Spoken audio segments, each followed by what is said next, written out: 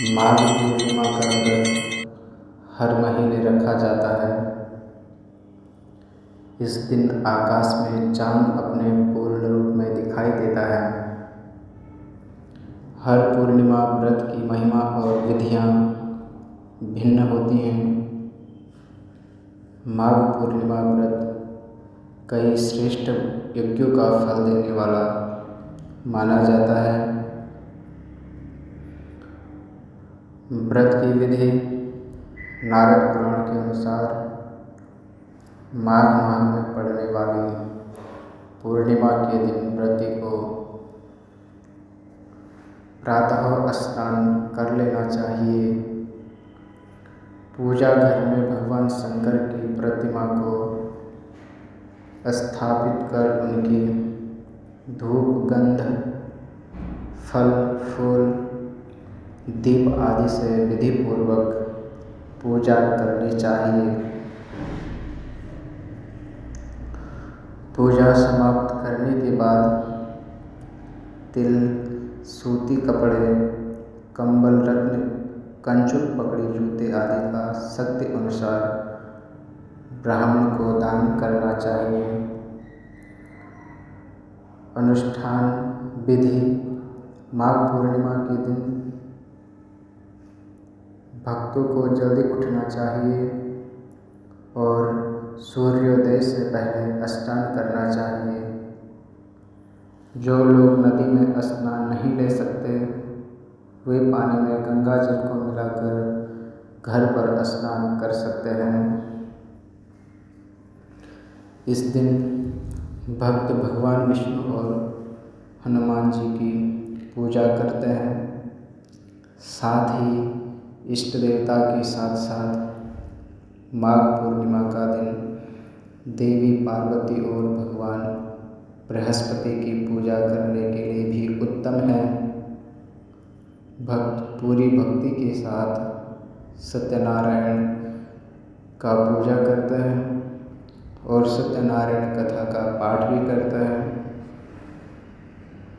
भगवान की मूर्ति को केले की पत्तियों, चंदन के लेप, तिल, सुपारी, मूली और फलों के साथ पूजा जाता है। भगवान विष्णु के अधिकांश मंदिरों में इस पूजा के लिए विशेष व्यवस्था की जाती है, इसलिए लोग शाम को मंदिरों में भी जाते हैं। माघ पूर्णिमा के दिन उपवास फायदेमंद माना जाता है।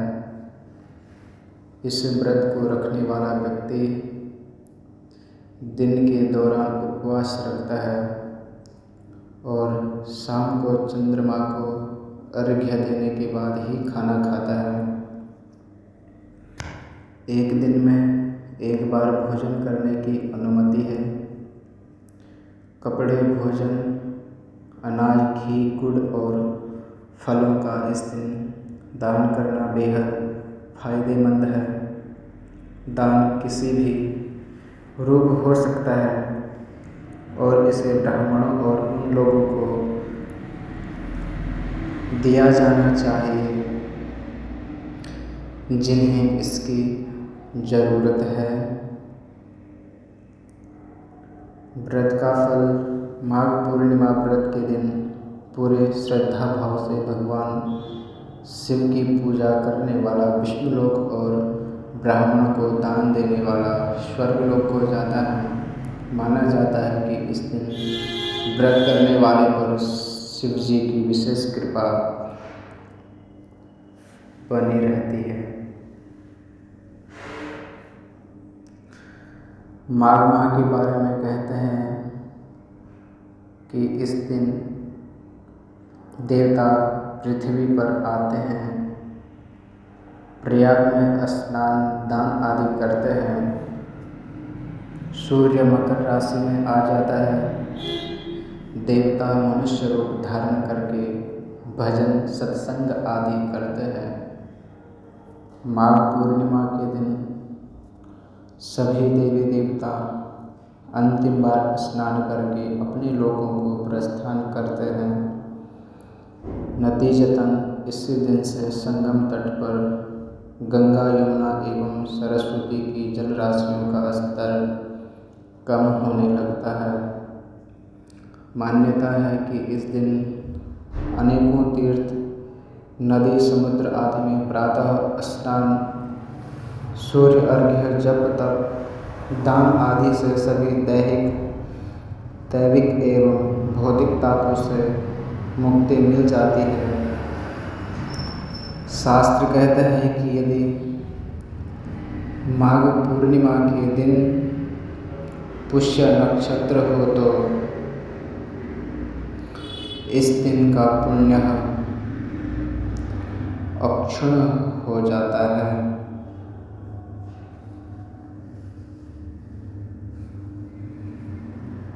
पौराणिक प्रसंग के अनुसार शास्त्रों में एक प्रसंग है कि भरत ने माता कौशल्या से कहा कि यदि राम को वन में भेजे जाने में उनकी किंचित मात्र भी सम्मति रही हो तो वैशाख, कार्तिक और माघ पूर्णिमा के स्नान सुख से वे वंचित रहें, उन्हें निम्न गति प्राप्त हो। यह सुनते ही कौशल्या ने भरत को गले से लगा लिया। इस तथ्य के अनुसार ही इन अक्षुण्ण पुण्यदायक पर्व का लाभ उठाने का महत्व पता चलता है। माघ पूर्णिमा कथा माघ माह की पूर्णिमा को 32 पूर्णिमा भी कहते हैं।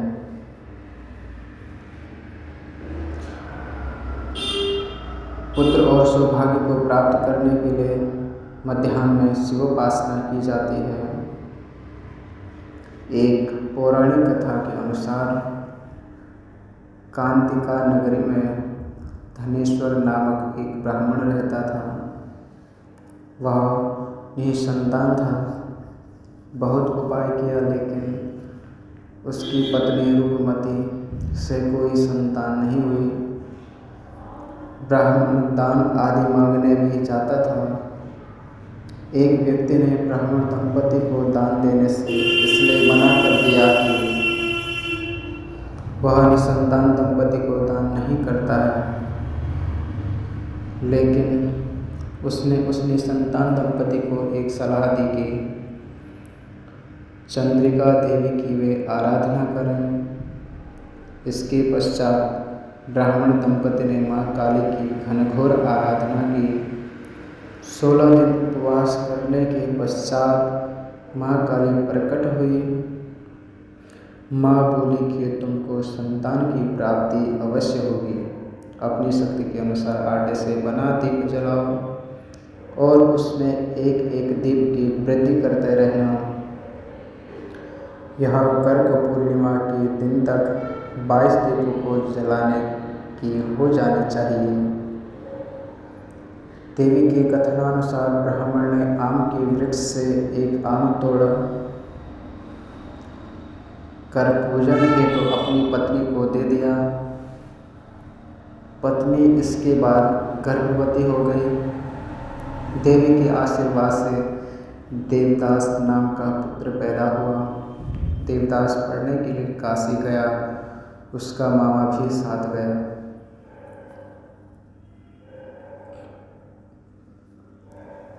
रास्ते में घटना हुई।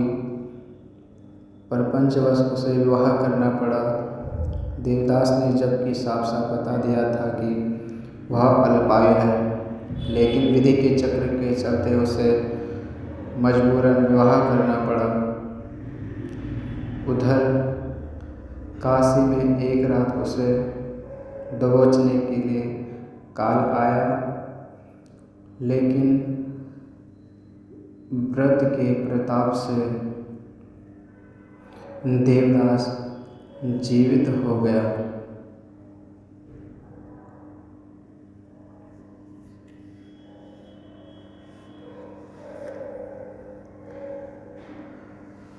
मनोरथ पूर्णिमा का व्रत फाल्गुन की पूर्णिमा से पूरे 1 वर्ष तक किया जाता है।